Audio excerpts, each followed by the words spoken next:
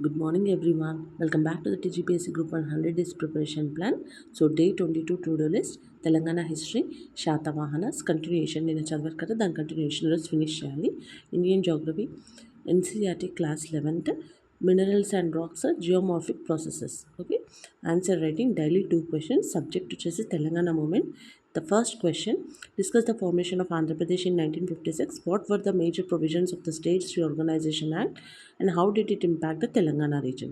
Second question, critically evaluate the Gentleman's Agreement of 1956. To what extent were the assurances given to Telangana fulfilled after the formation of Andhra Pradesh? So these are the two questions.